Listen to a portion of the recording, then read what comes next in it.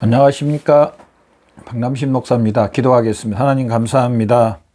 오늘 말씀을 통해서 하나님의 때를 알아서 때에 알맞는 삶을 살게 해주시옵소서. 예수님의 이름으로 기도드렸습니다. 아멘. 로마서 13장 11절부터 14절입니다. 하나님의 때라는 말씀. 우리 한번 본문 말씀을 읽어보겠습니다. 너희가 이 시기를 알거니와 자다가 깰 때가 벌써 되었으니 이는 이제 우리 구원이 처음 믿을 때보다 가까이 와 왔습니다. 밤이 깊고 낮이 가까워서 그러므로 우리가 어둠의 예수를 벗고 빛의 갑옷을 입자. 낮에와 같이 단정하고 방탕하나 술 취하지 말고 음란하거나 호색하지 말며 시기하지 말고 오직 주 예수 그리스도 옷 입고 정욕을 위하여 육신의 일을 도모하지 말라. 아멘. 우리 그리스도인들의 신앙생활은 제가 앞 시간에도 말씀드렸던 것처럼 우리 신앙생활은요, 우리의 신앙생활은 뭐에 의해서냐면 교리, 즉 하나님의 말씀에 의해서 이 말씀에 준하여서 사는 삶입니다. 전적으로 어디에 준해서 사는 삶이냐? 바로 이 교리의 말씀입니다. 다른 말로 하면 성경 말씀입니다.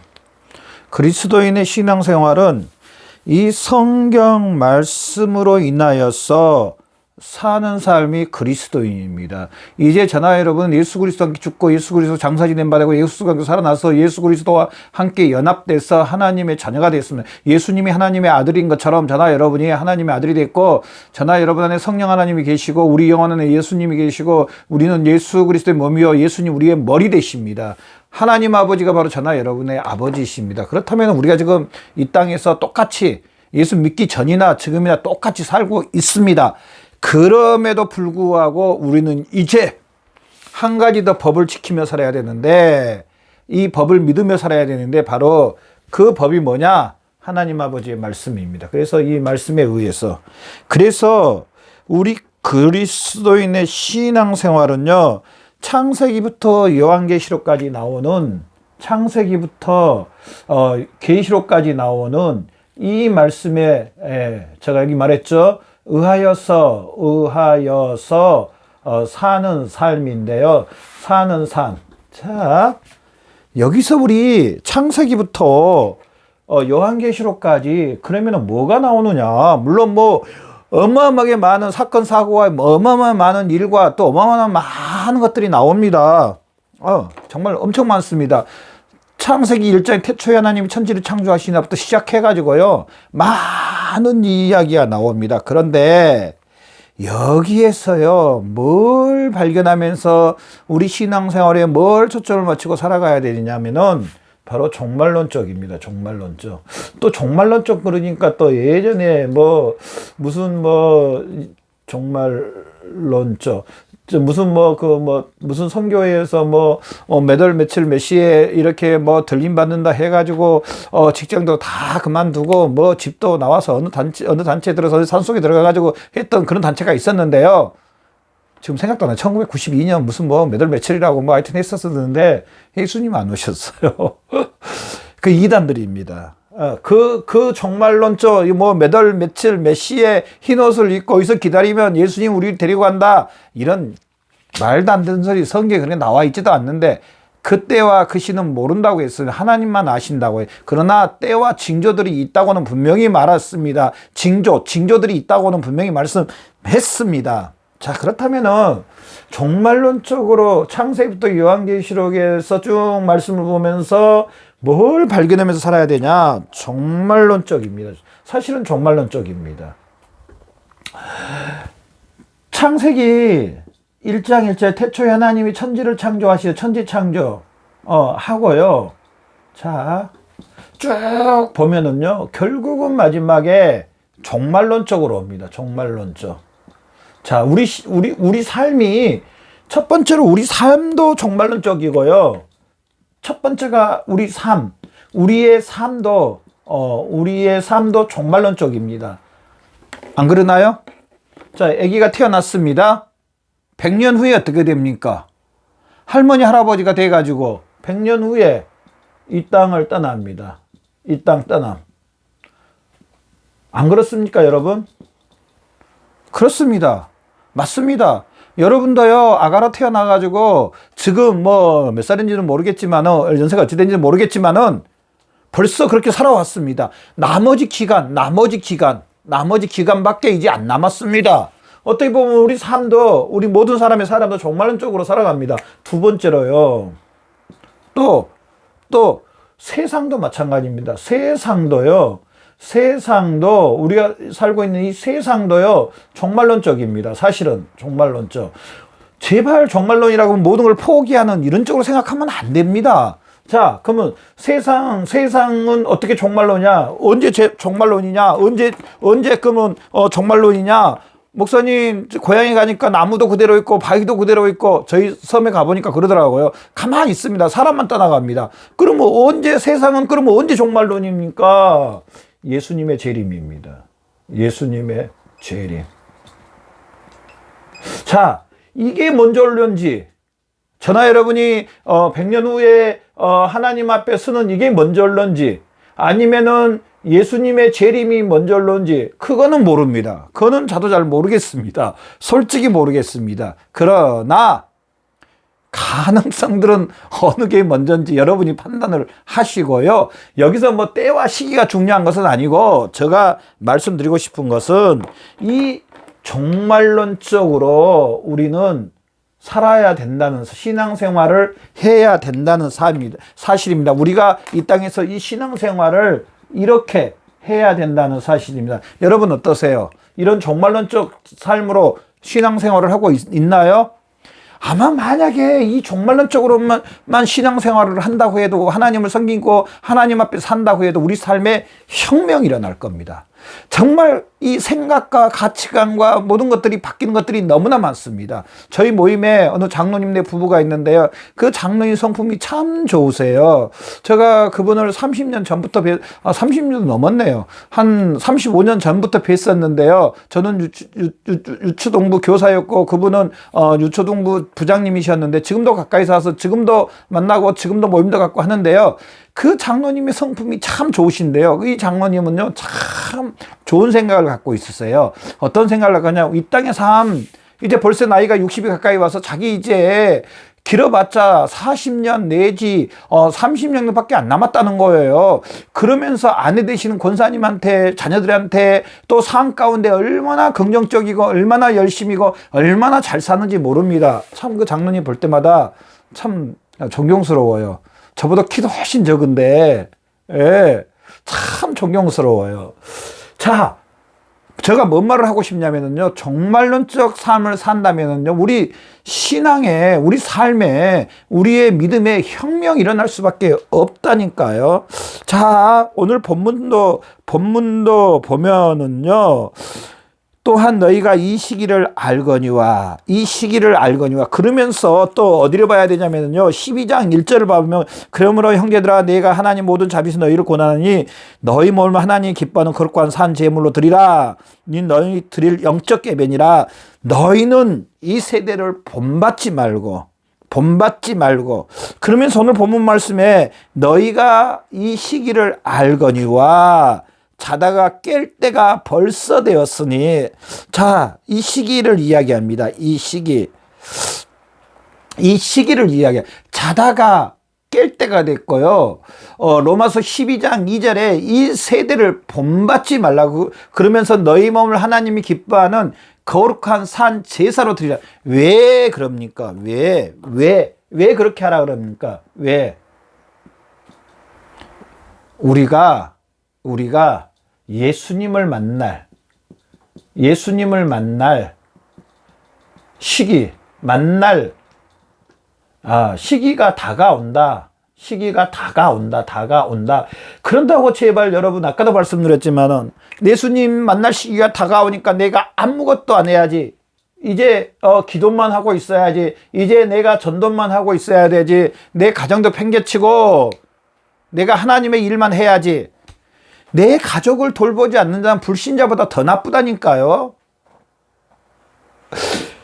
그런다고 해서 내 부모님을 또 섬기지 않고 또 어디 들어가가지고 또 부모님은 또 오지도 않고, 그런 나쁜 종교 있습니다.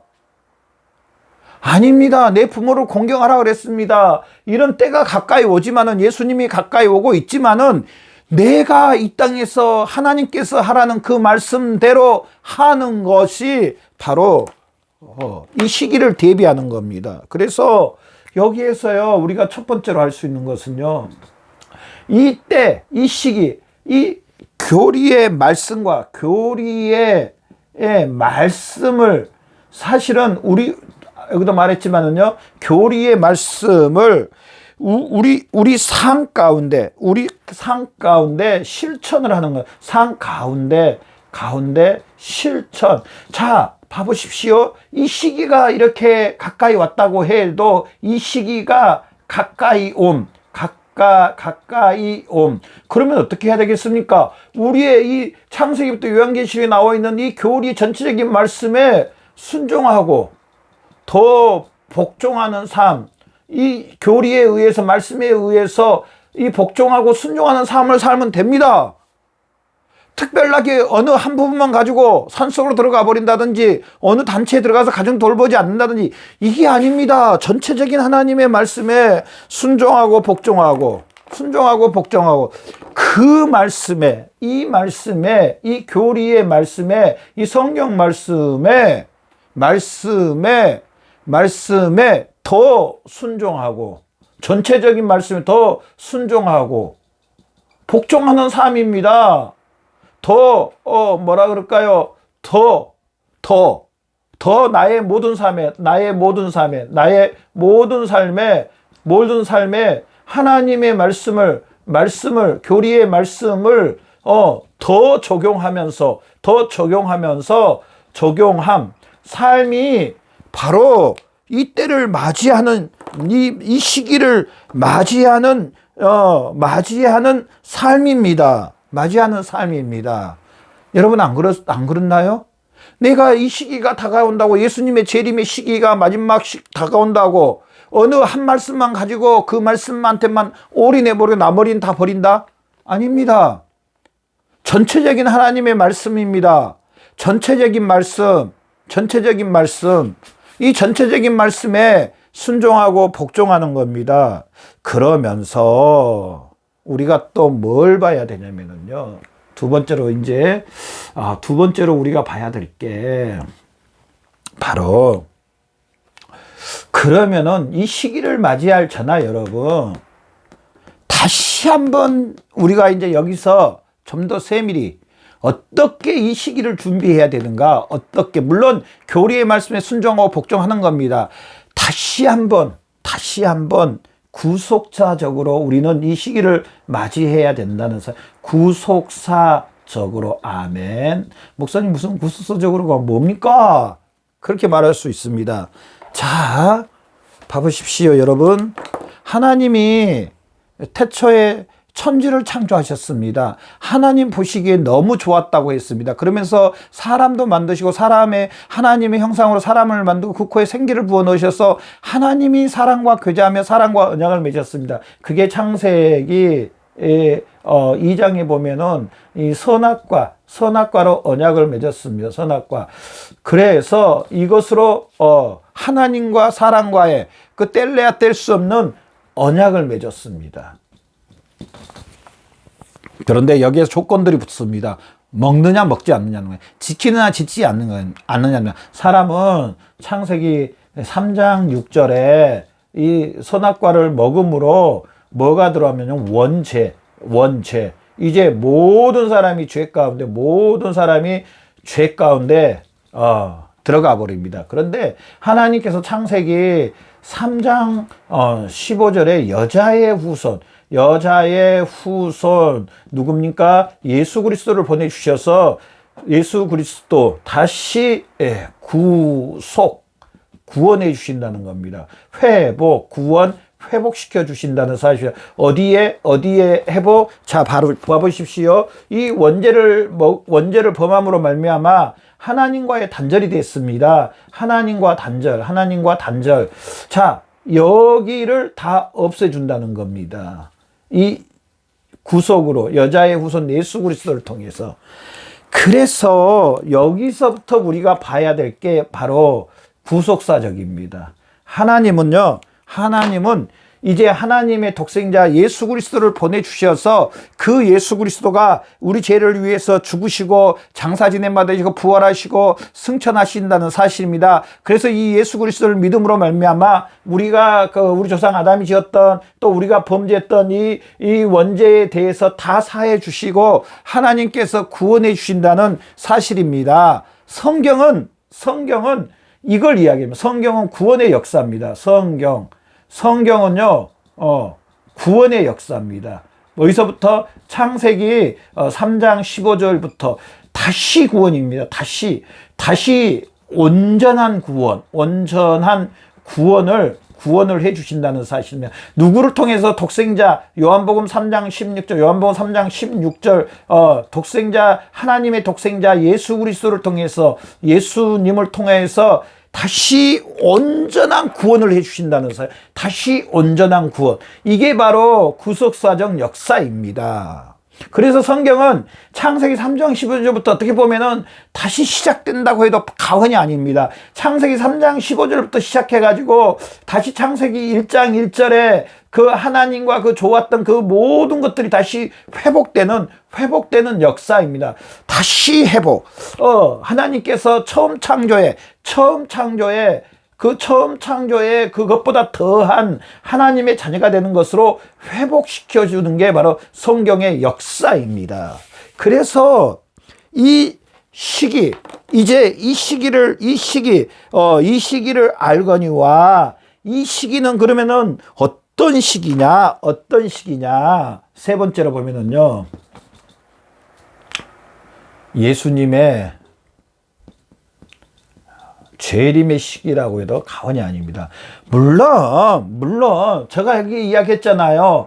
우리의 삶이 100년, 이 세상 종말도 예수님의 재림했는데 누가 어떤 게 먼저 올지도 모릅니다. 자, 그러나 분명히 이 시기는 뭘로 봐야 되냐면, 우리가 이 땅을 떠난 그 시기로 보는 것보다 성경 전체를 보면은요, 이 시기는 예수님의 재림의 시기가 가까웠다고 봐도 과언이 아닙니다. 마태복음 24장 보면은요, 예수님이 재림할 때 나타나는 그 현상들, 그 시기에, 그 예수님의 재림한 시기가 오면 어떤 현상들이 일어나는가? 지진이 일어나고, 전쟁이 일어나고, 또 질병이 생기고, 기그, 하여튼 여러 가지 문제들이, 사랑이 식어지고, 이렇게 여러 가지 문제들이 있습니다. 그런데 그걸 보면은요, 그래, 그렇구나, 할 정도로 가까이 맞아떨어진 것들이 참 많다는 겁니다. 참 가까이 떨어진 것들이 많다는 겁니다. 너희가 이 시기를 알거니와. 예수님의 재림의 시기를 이야기하는데, 그러면은 지금 다시 여기 첫 번째로요. 지금 우리가 살고 있는 지금은 그러면은 어디쯤 와 있냐? 어디냐?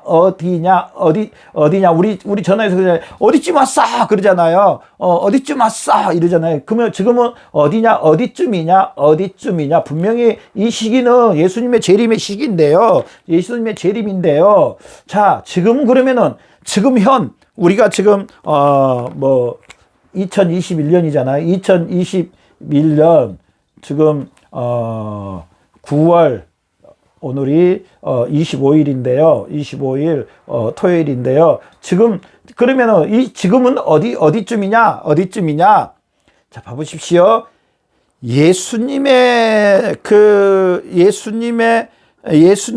행하신 것과 예수님이 행하신 것과 예수님께서 앞으로 행하실 것의 중간 상태라는 거. 중간쯤 됐다는 겁니다. 중간. 자, 여기서 봐보십시오. 예수님이 행하셨던 건 뭡니까? 예수님 우리 죄를 위해 죽으시고 장사 지난바되고 다시 살아나셨습니다. 예수 그리스도를 믿음으로 우리 영혼이 구원받았습니다. 영혼이 구원. 어떻게 예수 그리스도 죽으시고 부활하심을 믿음으로 우리 전하 여러분의 영혼이 구원받았습니다. 예수님이 다시 행하실 것은 뭐냐? 요한계시록에 나와 있는 것처럼 예수님의 재림 때, 재림입니다. 예수님의 재림. 예수님의 재림하면 예수님이 심판하시고 예수님께서 우리를 데리고 하나님이 계신 그곳에 데리고 간다. 새하늘과 새 땅으로 데려간다고 그랬습니다. 그 사이 중간 상태입니다. 중간. 얼마나 중요한 시기입니까? 어떻게 보면은 중간 시기. 이 중간 시기를 어떻게 했느냐에 따라서 굉장히 달라지는 게 많습니다. 앞과 뒤에 이 중간. 사람도 그러잖아요. 허리가 굉장히 중요하다고. 이 중간 역할. 이 정말 예수님의 재림을 위해서 예수님 오실 것을 예수님을 맞이할 수 있는 한번 점검해보고 이제 마지막 준비할 수 있는 우리 구원받은 하나님의 백성들이 이제 예수님을 맞이할 준비를 하는 믿음으로 뭐 준비한다고 특별히 어디를 떠나라는 것은 절대로 아닙니다.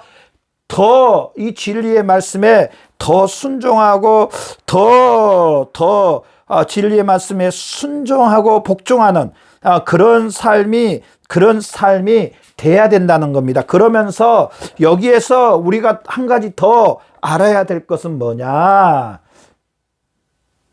정말 저나 여러분 여기다 씁시다.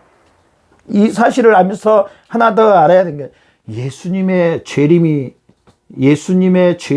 오고 있다는 사실입니다. 예수님의 다시 오신다고 했습니다. 내가 다시 온다고 예수님이 승천하시면서 분명히 예수님의 제자들에게 말을 했습니다. 예수님의 재림이 다시 오고 있습니다. 여러분, 이 사실을 얼마나 믿으십니까? 예수님이 다시 재림한 이 사실을 얼마나 믿으십니까? 그 예수님을 얼굴 본다는 이 사실을 믿으십니까? 분명히 얼굴과 얼굴을 본다고 했습니다. 이 다시 오심.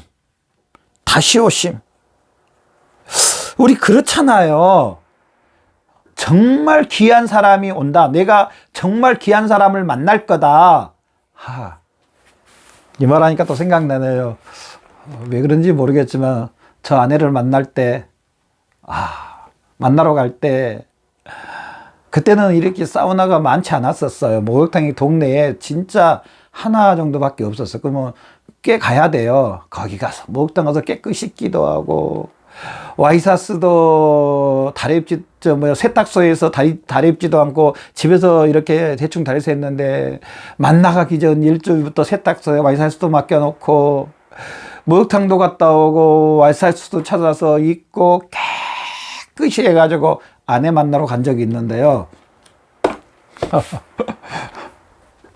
여러분도 아마 그런 경험 있으시죠?